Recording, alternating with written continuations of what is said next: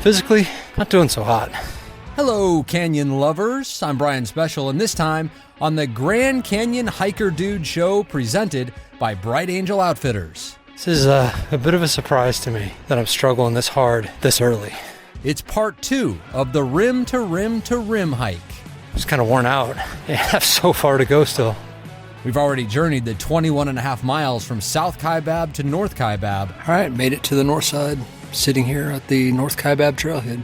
In the pitch blackness of night, no less. I heard something rustling in the distance, and then I shined my light over there, and I saw all these eyes glowing back up at me. Oh my gosh. And now, we turn around and head right back to the south side. And the sun will be up in an hour. That'll be fantastic. So I'm going to get back at it. On to part 2. All right, so the hike to this point has been tough, but fairly uneventful. As we drop back in from the North Kaibab trailhead and get down a mile or so, the daylight is finally, beautifully, mercifully beginning to pierce the blackness that we've endured for almost 10 straight hours now. A little rain does nothing to dampen the spirit. Only now finally comes the reminder of why we venture below the rim in the first place. I can't even tell you how good it feels to have actual daylight. After 9 hours of looking down at a spotlight from my headlamp and just pitch blackness in the Grand Canyon, to have light out and to be able to see this place as we head down North Kaibab has given me a pep in the step, so to speak. It's awesome. Had some rain, had to put the rain jacket on. Temperature's probably in the 50s. It's beautiful. I love this place again. Now that I can see it. Oh my gosh. That hike in the dark, that was a grind. That's the best way to put it. That was a grind. It was painful. It was kind of stressful because, again, you're just looking down the whole time. There's no scenery. You're in one of the 7 natural wonders of the world, and you'd never know it because there's just pitch blackness. A little spooky when you hear things rustling off to the side of you. Saw those bighorn sheep, which was cool. But for all I knew, they were mountain lions with those eyes glowing and looking back at me until I was able to get a light on them and see what they were. But I wouldn't necessarily recommend doing Rim2Rim2Rim overnight. That was tough. But it's all good now, and I actually feel really good. The only time I felt bad this whole trip, as you know, because I was whining about it so much, was on the Phantom Ranch to Cottonwood leg. But things got better and better, even going uphill, and now I feel really good. So I'm gonna make some good time, get down to Manzanita, have something to drink, take some layers off, and continue the long journey downhill all the way to Phantom Ranch and the Colorado River before we go back up South Kaibab.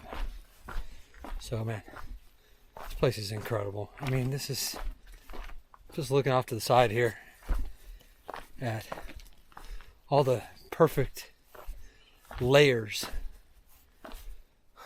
of erosion that have formed these canyon walls over hundreds of millions of years. And it is just, man, it is just spectacular. The North Rim, definitely a little bit different than the South Rim. There's a lot of green in the stone, in the walls, which you don't really see on the south side. It's just so peaceful, so beautiful. I love this place. Well, it's pretty obvious from my voice that the mood has completely changed. I'm feeling so much better at this point as we drop below the Red Wall Bridge, 3 miles and 2,200 feet from the North Kaibab trailhead. Now comes the long stretch you've probably seen pictures of, where it looks like the trail has been carved into the side of a canyon wall that rises hundreds of feet above the trail and then falls hundreds of feet below it. It is awesome. Yes, there are long stretches of North Kaibab that have steep drop-offs off to the side. very steep. However, the trail is plenty wide, and if you stay on it, there's nothing to worry about. If you're scared of heights, I would just say get close to the canyon wall, and you'll have no trouble whatsoever. The trails, you don't ever feel like you're in any danger on the corridor trails. North Kaibab is no exception. As steep as these drop-offs are off to the side, there's never a moment when you feel fearful, because the trails are so well maintained. They're at least 4 to 6 feet wide, and there's nothing to worry about as long as you stay on the trail. I see a lot of comments and a lot of talk about people being scared of heights and fearing that they're not going to be able to handle this hike because of the drop-offs. Just know that the drop-offs are there, but you'll have plenty of space to step to the side, hug the canyon wall. You won't be anywhere near the drop-off, and there's never a time when you're in danger as long as you stay on the trail. Come experience the Grand Canyon. There's nothing to worry about. It's safe here as long as you follow the rules, stay on the trail. Promise. Okay, we're now at Roaring Springs, having descended more than 3,000 feet over 4.7 miles. We're still more than 9 downhill miles from Phantom Ranch and around 16 from the South Kaibab trailhead. The scenery around Roaring Springs, well, it's tough to put into words on this November morning. I feel like I'm seeing an entirely different side of North Kaibab today. Not 100% sure why. Maybe it's because I just walked through here in the dark. Not 100% sure why, but the canyon always has a way of revealing new things to you. And today, I don't know, it's the overcast conditions, it's cool. And the colors here in Roaring Springs Canyon, the fall colors are just spectacular. So, man, one thing I didn't realize. Last week I was on Tonto, and I was surprised by the incredible fall colors that I saw. Now here we are in North Kaibab, maybe not as surprising, but just as spectacular, these colors in Roaring Springs Canyon. My gosh, incredible. And the weather's perfect. So November might just be the best possible time to get to the canyon if you can. It's a little more challenging on the North Rim this time of year because there are no services, there are no shuttles. But people still do it. I've passed a whole lot of people on their way up. So a lot of people go up and then come back, leave their car up there, go to Jacob Lake for the night. There's ways to do it. And if you could figure out a way to do the North Rim in November, man, this is pretty amazing. I think this might be the best time of the year to be on the North Rim and even in the canyon. So if you could figure out a way to get here in November, man, do it. Do it. This is the time, and the weather's finally cooled off. You can almost be guaranteed of having decent weather in November, whereas October can still stay hot like it did this year. This is really the first weekend, mid-November, that the weather's been favorable. It's been cool. So if you can get here in the fall, see the spectacular colors, enjoy the weather, not have to worry about the heat and the direct sun exposure, this is the time, late November, right before Thanksgiving, to be in the canyon. Shortly after Roaring Springs, we're back at the Manzanita Rest Area, which is arguably the nicest rest area on the corridor trails. There are toilets here along with picnic tables and seasonal water availability. It's also directly on Bright Angel Creek, so if the spigots are turned off and you do need to filter, this is the place to do it. Just stopped at Manzanita for a bit. Shed some layers. Got some water, had something to drink, had something to eat. I feel really good. I don't know what's going on, but I feel great. So I'm gonna make up some time on this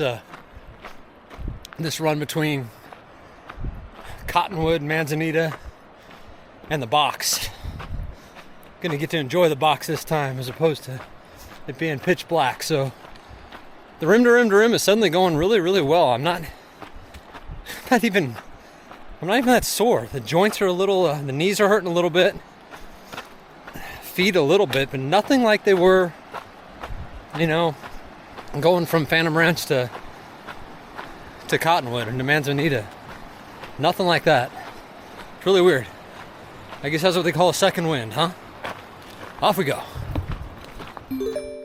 All right, if you're a trail runner, this is the point you can really make some good time. Leaving Manzanita marks the end of the serious downhill, and the trail feels like it flattens out between here and Phantom Ranch, though you still lose about 2,000 feet of elevation over those 8.5 miles. Just leaving Cottonwood Campground. In case you were wondering, there are no permits that are required to hike in the Grand Canyon. No permits. But if you want to camp at any of the 3 campgrounds on the corridor trails, Cottonwood here on North Kaibab, Bright Angel Campground, which is right by Phantom Ranch, and Havasupai Gardens, which is the one you can see from the South Rim on Bright Angel Trail, you do need a permit to camp overnight. That's it though. If you're hiking, you're good to go. No permit required. Man, looking back on this and hearing the enthusiasm in my voice, I can tell I was feeling fantastic. The soreness was almost non-existent, and I wasn't even feeling fatigued anymore. It was so unexpected. It felt so good. But it didn't last. Though I had no way of knowing this was the last time I felt good for the rest of the day, and I wasn't even to the box yet. Still 5 miles to the river and 12 to the top. All right, without question, I spoke too soon. Definitely have hit another wall. Knees are really hurting. Feet are hurting. Just tired. Worn out. And still have not even gotten to the box, which I'm excited about going through today. So, still about 5 miles outside of Phantom.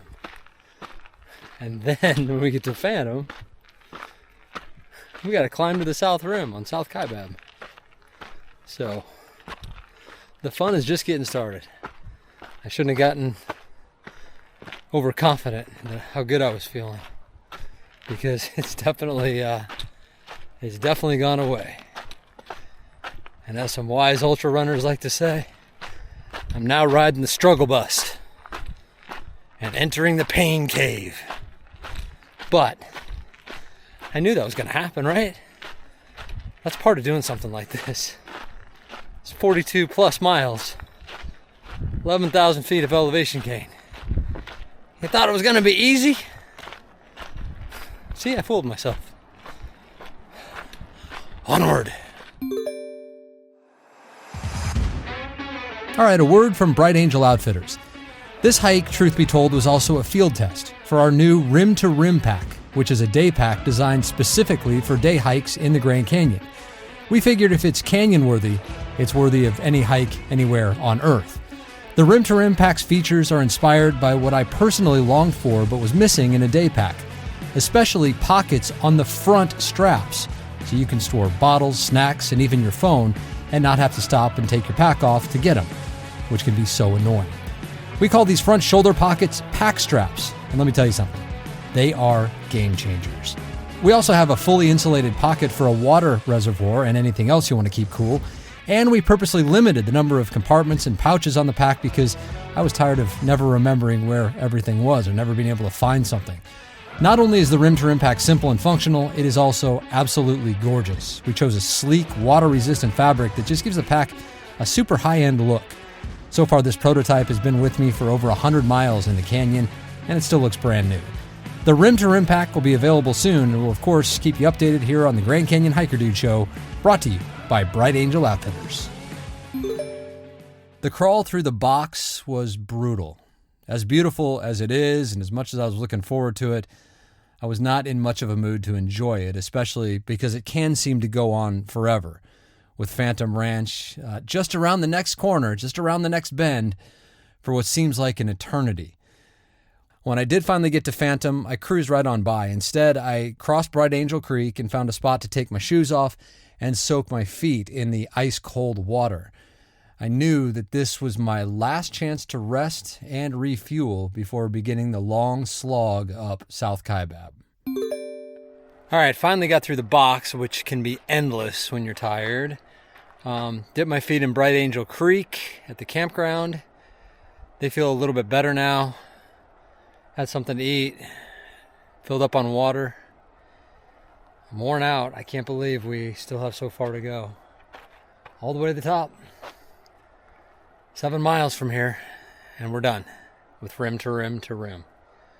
I've decided to go out on South Kaibab, which is on the other side of the Black Bridge right there. My reasoning for that is simple. It is 2.5 less miles. Yes, there's more elevation change, but I will gladly trade that for less miles and less time on my feet. So that's why I'm doing it. Highly experienced going up South Kaibab. I actually prefer it most of the time. So it's not something to be scared of in the cooler months like it is now in November. It is something to be feared, South Kaibab is, in the summer and in the warmer months, because there is no water available anywhere on South Kaibab. So what you fill up with at the bottom is all you've got until the top. So that can be very dangerous in the summertime. So I would never recommend going up South Kaibab in the warmer months. I would never do it myself. So only in the cooler months, but this is the preferred route. So let's get to work. 4,780 feet of elevation over 6.5 miles once we get across the Black Bridge. So a lot of elevation gain. Already got a lot of miles and a lot of elevation gain and loss on the legs already. So my watch says we've gone 36.5 miles so far. Don't know how accurate that is, but it's pretty close. So 6.5 more once we get to the other side of Black Bridge. Colorado's looking nice today. Nice and green. I love that color. All right, enough of this. Let's get going. Now, when you take Bright Angel, the trail is flat and then fairly gradual all the way to Havasupai Gardens, after which it gets serious for the last 4.5 miles. South Kaibab, on the other hand, is seductive because it's 2.5 miles shorter than Bright Angel, but you're climbing almost straight up from the moment you finish crossing Black Bridge. It is steep and relentless for the 2.1 miles to tip-off. It's only after the tip-off, like Havasupai Gardens on Bright Angel, 4.5 miles from the top, that South Kaibab's grade is similar to the last 4.5 miles of Bright Angel, making it a bit of a wash, in my opinion, in terms of toughness. The bottom line is it's difficult no matter which trail you choose, and as I approach the red and white switchbacks below Skeleton Point, you can hear it in my voice. South Kaibab has absolutely crushed my soul, and I am ready to be done. All right, made it past tip-off. Man, look at this view. That's the best part of South Kaibab right there. This is the worst part. These are the famous red and white switchbacks. They're famous when you're going down. When you're going up, they're the infamous red and white switchbacks. Gain about 500 feet here in a very short period of time. I'm not exactly sure how long. Less than half a mile. And then will be a Skeleton Point. But this is going to be hard. I'm so tired. I haven't gotten that third wind yet. This is tough. Red and whites, let's go. At the top of the red and whites, we are at Skeleton Point. Just 3 miles and 2,000 feet of elevation still to go. Now, unfortunately, that's the end of my recordings from the trail. As upset as I am at myself for that, I can share with you how I was feeling at the time and maybe why I didn't want to record anymore. It's because I was absolutely miserable. Hurting physically, hurting mentally. The giant, awkwardly spaced steps that make up a big part of South Kaibab were borderline infuriating at that point, man. It was just so hard. Then as I stumbled into Cedar Ridge with 1.5 miles to go, there were tourists everywhere. They all looked so fresh and so happy. I gotta say, I was a bit jealous of him, even though I was so close, so close. I did sit at Cedar for probably 15 minutes or so, trying to conjure up the strength to get moving again. Eventually, I did, and the adrenaline did kick in a bit after Uwa Point, about a mile from the top. And then when I saw the chimney and those last set of switchbacks, I just put my head down and powered on through. And just like that, it was over. Man, rim to rim to rim was complete. My watch read 19 hours, 19 minutes, and 19 seconds over 43.9 miles with more than 22,000 feet of elevation change. Took me 9 hours and 4 minutes to go south to north and 10 hours and 15 minutes to go the easier direction, north to south. So, man, tough journey no matter how you slice it. I remember when I finished thinking about my buddy, Coach Arnie, the 64-year-old who I told you about, who's prepping for his second quadruple crossing. And Arnie, let me tell you something, my man. It is all yours. To do what I just did and then even think about turning around and doing it again, I don't think so. You are absolutely amazing, sir. All right, so would I do rim to rim to rim again? Well, I think I would. Though I'd rather not do it alone, and I would definitely rather not do half of it in the dark, though I've yet to figure out an alternative to that. Amazing experience, though. The accomplishment felt and feels so great. So if you are thinking about it, I just say go for it. If this 50-year-old dude can do it, so can you. But if rim to rim or another canyon hike is your limit, that's just as good. Hiking the canyon means so many different things to so many different people. And as we like to say, just remember to hike your own hike. All right, well, we hope you enjoyed the rim to rim to rim journey. Even better if you learned anything that will help you on your own hikes. We would be so grateful if you rated and subscribed to the podcast. And also, please check out our content across social media, from YouTube to Instagram to TikTok to Facebook. Just look for @Grand Canyon Hiker Dude across all those platforms. My name is Brian Special, hoping you too will go hike the canyon. Just take that first step, embrace the journey, and hike your own hike. We'll see you in the next episode of the Grand Canyon Hiker Dude Show, presented by Bright Angel Outfitters.